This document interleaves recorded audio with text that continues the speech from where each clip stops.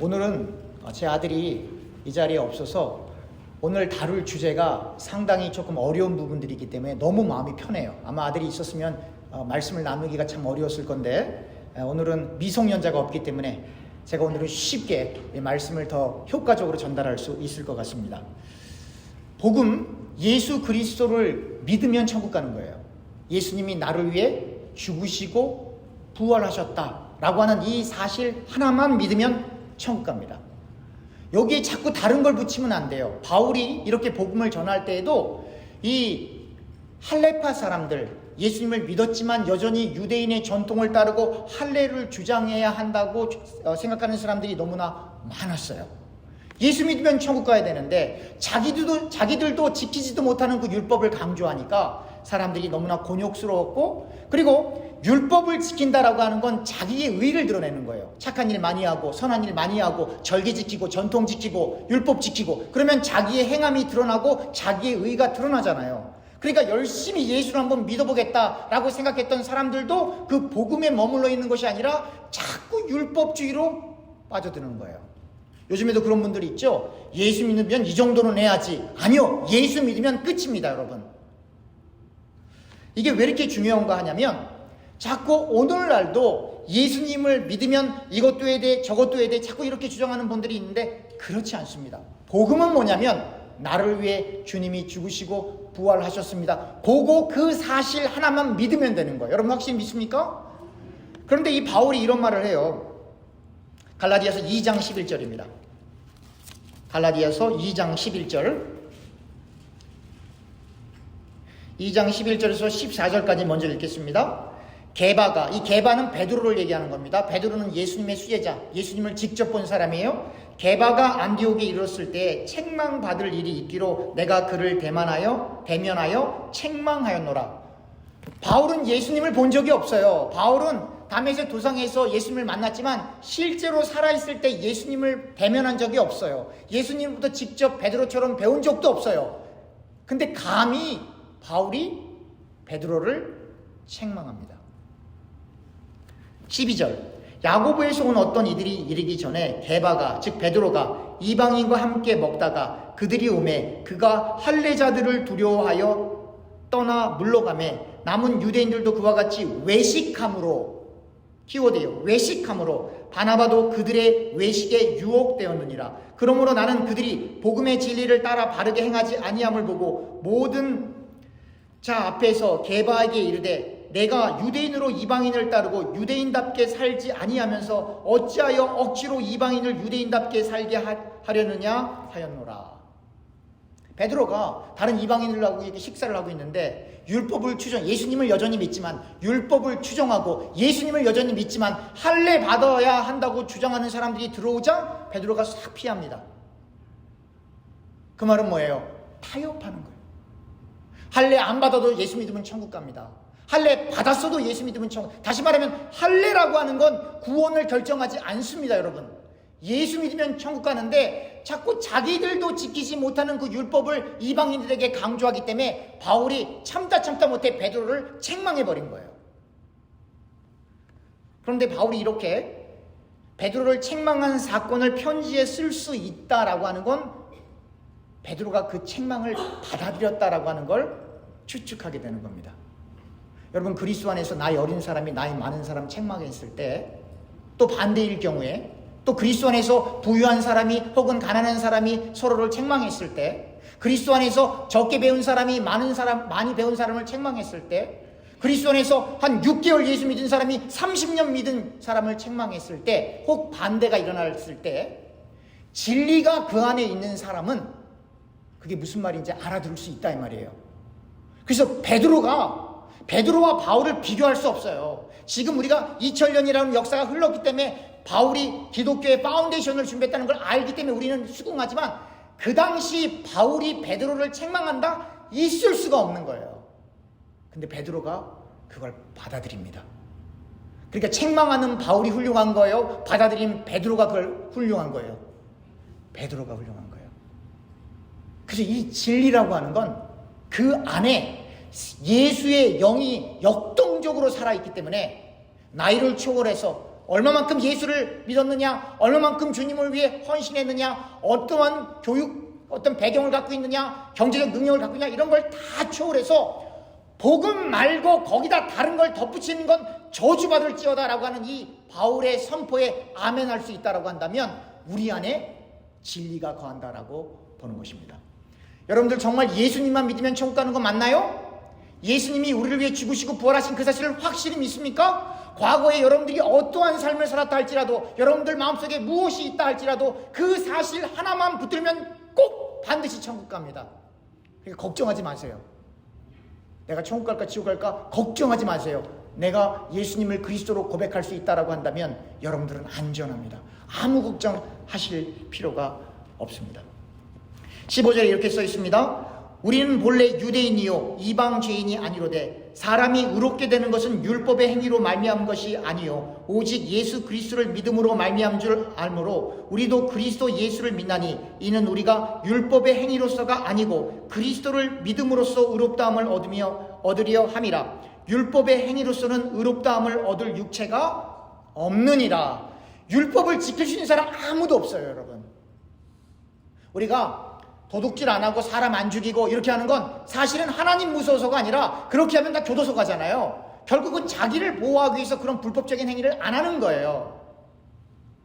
그러나 이 구약 성경에 나온 이 율법, 또 예수님께서 말씀하셨을 때 형제를 미워하거나 음욕을 품거나 이미 간음한 거고 살인한 자다라고 말씀하신 그 예수님의 그 말씀 앞에 누구도 자유로울 수 있는 사람은 없어요. 다시 말하면 율법이라고 하는 건 인간이 지킬 수 있는 게 아니고 인간이 예수님의 보혈 없이는 천국에 갈 수 없다라고 하는 죄인됨을 깨닫게 하기 위해서 율법이 주어진 거예요. 그 율법을 통해 인간의 나약함, 인간의 불완전함, 인간이 아무리 잘난 체하고 선행을 많이 행하고 어떠한 덕을 세워도 율법의 행위, 인간의 의로는 도저히 천국에 갈 수 없다라고 하는 걸 보여주기 위하여 이렇게 율법이 존재하고 있는 겁니다. 그러면 이제 그 유대인 중에 유대인이라고 하는 그 사람들이 정말로 율법을 지켰나? 여러분 정말 아브라함이 율법 지켰습니까? 여러분 정말 모세가 율법 지켰어요? 여러분 다윗이 정말 율법 지켰어요? 못 지켰어요. 그들도 하나님의 은혜로 하나님의 이끌림을 받았을 뿐입니다. 우리가 예수님의 족보라고 하는 건 대단히 중요하죠. 왜냐하면 예수님의 족보, 그 위에 앞에 있었던 조상들이 없었으면 예수님이 이 땅에 없었을 테니까. 다윗의 족보가 중요하죠. 다윗보다 앞에 있었던 조상들이 없었으면 다윗이 없었을 테니까. 우리가 한번 마태복음 1장으로 가겠습니다. 마태복음 1장. 마태복음 1장 3절입니다. 마태복음 1장 3절인데 우리 마태복음 1장 1절부터 3절까지 제가 읽도록 하겠습니다. 아브라함과 다윗의 자손 예수 그리스도의 계보라. 아브라함이 이삭을 낳고 이삭은 야곱을 낳고 야곱은 유다와 그의 형제들을 낳고 유다는 다말에게서 베레스와 세레를 낳고 베레스는 헤스론을 낳고 헤스론은 람을 낳고 이렇게 누가 낳고 이렇게 쭉 나오는 거죠. 여러분 이게 우리에겐 성경책이지만 이스라엘 백성들에겐 역사책이에요. 물론 신약은 안 보겠지만 구약에 나타나는 그 족보가 그들에게는 대단히 중요한 역사책이에요. 근데 여기 3절에 보면 유다는 다말에게서 베레스와 세레를 낳았다고 했는데 여러분 다말이 누군지 아십니까? 유다의 며느리입니다. 첫째 아들의 며느리. 지금 예수님의 족보를 기록하면서 히브리인 중에서도 히브리인, 이스라엘 백성 중에서도 이스라엘 백성, 다윗으로 이어지는, 아브라함으로 시작해서 다윗으로 이어져서 예수께로 이어지는 이 굵직굵직하고 대단히 중요한 인물들 가운데 시아버지와 며느리 사이에 태어난 아이들 얘기가 여기 들어있다라고 하는 거예요. 요 한 구절만 봐도 히브리인들이 율법을 지켰다는 거예요? 못 지켰다는 거예요? 전혀 못 지키는 거예요. 못 지키는 사람들이 어떻게 다른 이방인들에게 율법을 지키라고 이야기를 하느냐라고 바울이 참다 못 참고 베드로를 혼내켜버린 거예요. 베드로가 그 설명을 듣고 바울에게 죄송하다. 내가 예수님에게 직접 배웠지만 네 말이 맞아. 그걸 인정하게 되는 사건이 벌어지는 거죠. 무엇 때문에? 그 안에 있는 진리 때문에.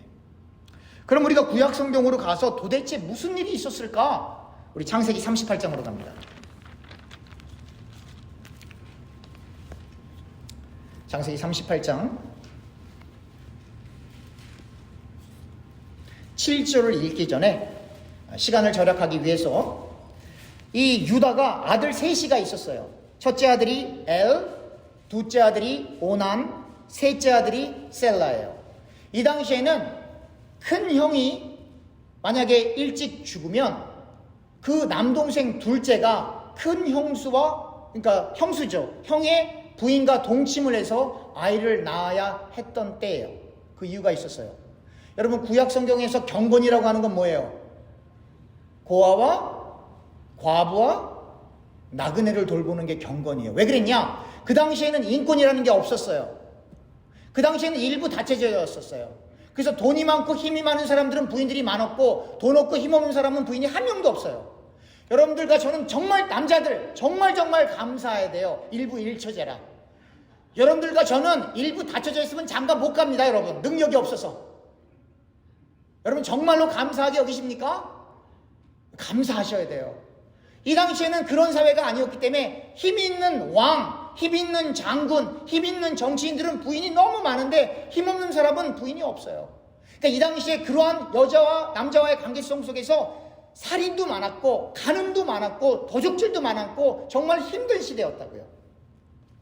그런데 이 유다가 아들 셋이가 있었어요. 그러니까 이 아들 셋이가 있는데 이 당시의 관습은 큰 아들이 죽으면 그 형수를 둘째가 동침을 했는데, 그 이유는 만약에 그 형수가 아이가 없으면 그 형수는 쫓겨나는 거예요. 쫓겨나는 게 문제가 아니고 길 가다가 봉변당하거나 죽어도 누구도 아무 말 안 해요. 그 당시에는. 왜냐하면 여자는, 죄송합니다, 프로퍼티였기 때문에.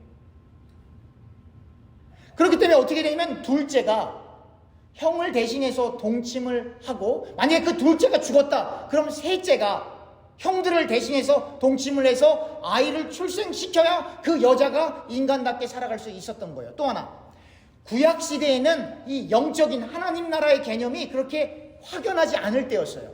그래서 여러분, 구약시대의 축복이 뭐예요? 오래 살고 자녀가 많고 큰 집에 살고 큰 땅을 소유하고 포도농장을 갖고 곳간에 이 곡식이 넘쳐나고 이 포도주가 집안에 넘쳐나는, 왜냐면 하나님 앞에 전제, 포도주로 예배드려야 됐을 때니까. 그러니까 이렇게 세상에서 잘 되는 게 축복으로 여겼어요. 그러니까 가나안 땅을 정복한다, 그것도 뭐예요? 이 땅에서도 잘 사는 거거든요. 왜냐면 하나님 나라, 영적인 것에 대한 그 내용들이 신약에서만큼 그렇게 선명하게 드러나지 않을 때였기 때문이에요. 그런데 오늘의 본문에서 유다의 첫째 아들이 하나님 앞에 범죄해서 하나님이 그 아들을 쳐 죽이십니다. 우리 7절입니다. 7절에 이렇게 써 있어요. 유다의 장자 엘이 여호와 보시기에 악함으로 여호와께서 그를 죽이신지라. 여러분, 왜 그 제사장들이 그 지성소에 들어가는 걸 꺼려하는지 아시겠죠? 구약 시대에는 하나님이 이렇게 딱 보고 있다가 저 안 되겠네, 그럼 죽이셨다고요. 가차없이. 그러니까 이 제사장들이 지성소회를 들어가야 되는데 그 무서운 하나님을 삶 속에서 보니까, 삶 속에서 흉악한 사람들 하나님이 그냥 다 죽여버리시니까, 그걸 보니까 자기도 죄가 있기 때문에 율법에서 자유로운 사람은 아무도 없다니까요. 그러니까 제사장이지만 자기도 죽을까봐 지성소 들어가는 걸 그렇게 꺼려했던 거예요. 그러니까 어떻게 해요? 하나님께서 첫째 아들을 죽이시니까 이제는 관습에 따라 둘째 아들이 형수를 취해서 후사를 낳게끔 해야 되는데, 어떤 일이 벌어지냐면 8절입니다. 유다가 오난에게 이르되 내 형수에게로 들어가서 남편의 아우된 본분을 행하여 내 형을 위하여 씨가 있게 하라. 오난이 그 씨가 자기 것이 되지 않을 줄 알므로 형수에게 들어갔을 때에 그의 형에게 씨를 주지 아니하려고 땅에 설정하매 그 일이 여호와가 보시기에 악함으로 여호와께서 그도 죽이시니. 둘째 오난이 형수와 동침을 해서 형수가 아이를 갖게 해야 되는데, 이게 남자 여자 그런 관계가 아니에요. 형수가 그게 아니라 한 여인을 살려야 되는 구원과 연관되어 있는 거예요. 이게 지금 그 당시 사회적으로는 외로워서가 아니라, 후사가 없으면 이 여자 죽습니다. 어디로 잡혀가도 누구도 못 도와줘요, 이 당시에는. 그래서 그런 관습을, 사람을 보호하기 위해 그런 관습이 있었던 거예요. 우리로서는 이해하기 어렵지만. 근데 오나니 알거든요.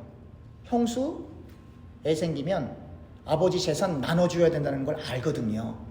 그러니까 어떻게 해요? 아이를 동치문하되 아이를 안 갖는 거예요. 하나님이 그걸 딱 보시니까 어떻게 하나님이 그냥 죽이시는 거예요. 하나님은 사랑의 하나님이시지만 여러분 꼭 기억해야 될 게 있어요. 하나님은 공의의 하나님이세요. 여러분 구약시대에 이스라엘 백성들이 약 430년 동안 이집트에 있다가 430년 동안 종살이 한 건 아니에요. 요셉이 처음 있었을 땐 종살이 안 했어요. 정확히 언제부터 종살이 했는지는 모르지만 하나님께서 왜 이스라엘 백성들을 출애굽시키느냐? 그들이 기도 많이 해서? 아닙니다. 그들이 착해서? 아닙니다. 그들이 하나님께서 선택해서? 아닙니다. 그들이 부르짖었어요. 억울함을, 아픔을. 그래서 그 소리를 듣고 하나님께서 이스라엘 백성들을 출애굽하게 하는 그 사건이 벌어진 거거든요. 물론 하나님의 작정과 예정 가운데 있었지만요. 어찌됐건 하나님께서 이 둘째 오난이 그렇게 악행을 저지르자 그냥 죽이셨어요. 하나님이 너 왜 그랬니? 솔몬처럼 이렇게 물어본 게 아니라 그냥 죽이셨어요. 그러니까 여러분들이 만약에 유다의 입장이라고 생각을 해보세요. 아들 셋이가 있는데 첫째 며느리하고 같이 살다가 큰아들 죽고 둘째 아들도 동침시키려고 했는데 또 죽고, 그럼 여러분 이제 셋째 아들 남았는데 그 셋째 아들을 그 다말 그 며느리에게 주겠어요, 안 주겠어요? 안 주는 게 아니라 못 주지. 막내까지 죽을까 봐. 그게 유다의 심정이에요.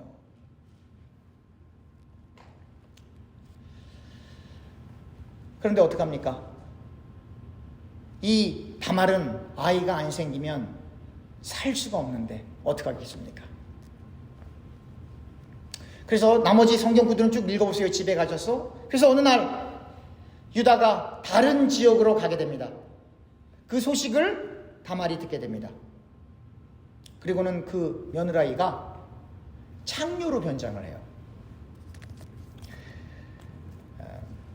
우리 12절부터 읽겠습니다. 12절입니다. 얼마 후에 유다의 아내 수아의 딸이 죽은지라 유다가 위로를 받은 후에 그의 친구 아둘람 사람 히라와 함께 딥나로 올라가서 자기의 양털 깎는 자에게 이르렀더니 어떤 사람이 다말에게 말하되 내 시아버지가 자기의 양털을 깎으려고 딥나에 올라왔다 한지라. 그가 그 과부의 의복을 벗고 너울로 얼굴을 가리고 몸을 휩싸고 딥나 길 곁에 에나임 문에 앉으니 이는 셀라가 장성함을 보았어도 자기를 그의 아내로 주지 않음으로 말미암았습니다. 그가 얼굴을 가렸으므로 유다가 그를 보고 창녀로 여겨 그 길 곁에서 그에게 나아가 이르되 청하건대 나로 내게 들어가게 하라 하니 그의 며느리인 줄 알지 못하였습니다. 그가 이르되 당신이 무엇을 주고 내게 들어오려느냐? 유다가 이르되 내가 내 떼에서 염소 새끼를 주리라. 그가 이르되 당신이 그것을 줄 때까지 담보물을 주겠느냐? 유다가 이르되 무슨 담보물을 내게 주랴? 그가 이르되 당신의 도장과 그 끈과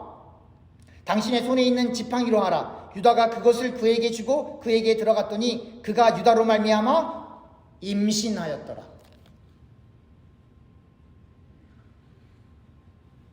유다가 착한 사람이에요? 나쁜 사람이에요? 따라합시다. 남자는 도적놈이다. 율법을 지키긴 뭘 율법을 지켜 유다가.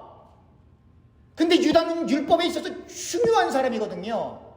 부인 죽고 위로받고 어디 갔다가 이쁜 여자 있으니까 창녀라고 생각을 했고 알면서도 내가 염소새끼 줄게. 그러니까 여자가 뭐라 그래요? 그러면 지금 갖고 올 시간이 안 되니까 일단 들어오고 나한테 담보물 도장 끈 지팡이 주세요 이러는 거예요. 이게 하나님 사람 맞습니까? 그러니까 여러분들 주변에 예수 믿는 사람이 왜 저래? 놀라지 마세요. 원래 인간이 저래요. 인간이. 그러니까 부인들 남편들 간수 잘하세요. 이 유다가 그냥 사람이 아니라 다윗의 족보까지 이어지는 중요한 유대인 중에 유대인이었다 이 말이에요.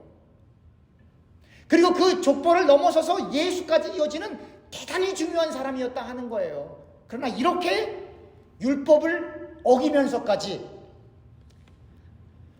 며느리인지 알았으면 안 그랬을 거예요. 몰랐기 때문에 또 이렇게 며느리를 임신시키는 사건이 발생해 줍니다. 배가 불러오죠? 여러분 기억나십니까? 신약 시대에 간음하다가 현장에 잡힌 사람은 어떻게 했어요? 유대 율법에 돌로 쳐 죽였거든요.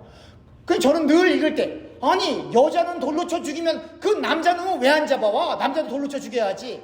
이렇게 여성들이 학대받던 시절이었다 이 말이에요. 예수님 시대에도. 그런데 이 창세기가 씌워질 때는 얼마나 더 했겠냐 이 말이에요. 이때는 돌로 안 쳐 죽였어요. 이때는 간음하다 잡히면 불태워 죽였어요. 성경 구절입니다. 24절. 석 달쯤 후에 어떤 사람이 유다에게 일러 말하되 내 며느리 다말이 행음하였고 그 행음으로 말미암아 임신하였느니라. 유다가 이르되 그를 끌어내어 불사르라. 애까지 뱄는데 애 뵌 상태에 그냥 화용시키라는 거예요. 그때 다말이 잠깐만 하고 뭘 보여주는 거예요? 도장, 끈, 지팡이. 그러니까 유다가 어떻게 해요? 못 죽여요. 누구인데? 이게 십자가 사건이에요, 여러분. 여러분들과 제가 백보자 앞에 섰을 때 하나님께서 영원히 꺼지지 않는 불에 인간들을 다 던지실 때 이게 불사르는 거거든요. 그때 우리가 하나님 앞에 얘기하는 거예요. 하나님, 우리는 면목 없지만 잠깐만요. 여기 예수의 십자가가 여기 있습니다. 여기 예수의 보혈이 여기 있습니다. 여기 세마포 옷 예수로 우리가 옷 입었습니다. 우리가 예수를 믿고 여기 왔습니다. 잠깐만. 이랬을 때 하나님께서 어떻게 되는 거예요? 불사르지 않고 천국으로 올려주는 거예요. 여러분. 믿으십니까? 그래서 예수님의 족복 가운데 우리의 입에 담을 수 없는, 제 아들이 저기 앉아있으면 제가 설교하기에 너무나 불편한 이 내용들이 여기 들어있는 거예요. 다행히 제가 없으니까 이렇게 제가 편안하게 설교하잖아요. 얼마나 깊은지 몰라요. 물론 이렇게 설교해도 못 알아듣겠지만 대부분 한국말 잘 못 알아들어요. 우리 아들한테 속지 마세요. 네, 그게 알아들은 말이 아니라 못 알아들어요. 그냥 네네 하는 거지. 그러니까 이게 뭘 얘기하는 거냐면 인간이 그만큼 율법으로는 구원받을 수가 없어요. 그러니까 여러분 잘 생각해 보세요. 예수님이 누구하고 식사하세요? 세리하고 창기하고 식사하신다 이 말이에요. 근데 그걸 바라보는 이 율법을 지킨다라고 하는 바리새인들이 막 비판한다고요. 어떻게 죄인들과 식사하십니까? 예수님께서는 뭐라고 말씀하십니까? 니들은 마귀의 자식이야. 근데 그 사람들이 예수를 믿었는데 아직도 그 율법을 못 버리고 할례 받아야 된다 그래요. 그러니까 바울이 뭐라 그래요? 예수님을 정말 사랑했고 예수님의 죽기로 결심했던 바울이 뭐라 그래요? 너희들 저주받을 거야 이러는 거예요. 그리고 이런 말까지 해요. 설령 천사로부터 어떤 계시를 받고 말씀을 받았다 할지라도 지금 우리가 전한 이 복음에 다른 걸 더 입히면 저주받을 거다라고 하는 거예요. 왜 천사를 얘기를 하냐? 이 당시에는 영지주의들이 판을 치던 시절이에요. 뭘 봤다, 천사가 와서 뭘 했다. 여러분 그 영화 같은 데 보면 이 마리아상 같은 데서 이렇게 막 기도를 하면, 혹은 어떤 동상에 가서 막 기도를 하면 동상에서 눈물이나 피 같은 거 뚝뚝 떨어지는 거 보셨죠? 영화 속에서. 그런 악한 영의 역사들이 있어요. 없는 게 아니에요, 여러분. 여러분 무당들이 이 작두 위에서 이게 뛴단 말이에요. 여러분 작두 위에 한번 올라가 보셨어요? 우리 서 있지도 못해요. 근데 거기서 널뛰게 한단 말이에요. 그런 악한 영의 역사가 없는 게 아니에요. 있다 이 말이에요. 그러니까 바울이 뭐라고 얘기하냐면, 설령 천사로부터 어떤 계시를 받아왔다 할지라도, 어떤 초자연적인 기적이 일어난다 할지라도 예수에 관한 이 복음 이외에 다른 걸 첨부시키면 다 저주받아, 이렇게 종교를 짓는 겁니다. 그래서 성경 속에 우리가 참으로 이해하기 어려운 부분들이 그렇게 많이 들어있는 거예요. 어떤 분들은 이럴 거예요. 아니 나는 그래도 그렇게 나쁜 행실을 안 했는데. 그게 교만이에요, 여러분. 우리가 우리의 선행과 우리의 의로 구원받을 수 있을 가능성이 만에 하나 0.0000001%라도 있으면 왜 하나님이신 예수님이 십자가를 지시겠어요? 나는 괜찮은 사람이야. 그 사람이 제일 못된 사람이에요. 나는 훌륭한 사람이야. 마귀의 자식이에요. 이 정도 예수 믿으면 이 정도는 해야지. 독사의 자식이에요. 나의 선행과 다른 사람의 어떤 일들을 비교하는 사람, 회칠한 무덤이에요. 사랑하는 교회 여러분, 바울은 예수 믿기로 작정하고 예수 그리스도의 보혈만 의존했던 사람이에요. 여러분, 예수 믿으면 천국 가는 거 맞죠? 걱정하지 마세요. 근데 여러분들과 제가 주의해야 될 것은 그 예수 그리스도의 보혈, 그 복음에 다른 것들을 첨부하려고 하는 시도를 멈춰야 해요. 기왕이면 교회 오면 교회 와서 봉사도 많이 하고 일도 많이 하고 하면 좋죠. 근데 그거 안 해도 예수 믿으면 천국 갑니다. 여러분, 신약시대에 구약에 나오는 절기를 아예 안 지켜요. 전통을 아예 안 지켜요. 율법을 아예 안 지켜요. 왜 그렇죠? 예수님께서 그 모든 율법을 완성하셨기 때문에. 그것을 아는 우리가 감히 하나님의 교회에 와서 전통을 얘기한다고요? 절기를 얘기한다고요? 율법을 얘기한다고요? 자기도 지키지 못하는 그 말씀, 윤리도덕 얘기한다고요? 바울이 얘기하는 거예요. 저주가 임할지어다. 그래서 우리가 어제 공부했던 것처럼, 종말론 공부했던 것처럼 일을 하는 거예요. 하나님 나라 못 들어가니까. 왜냐면 나름대로 열심히 하나님 믿는다고 열심히 섬겼거든요. 눈 떠보니까 천국이 아니고 지옥이니까 거기서 일을 가는 거예요, 여러분. 이 무섭고도 이 귀한 하나님의 말씀을 놓치지 않길 주님의 이름으로 축원합니다. 기도하겠습니다.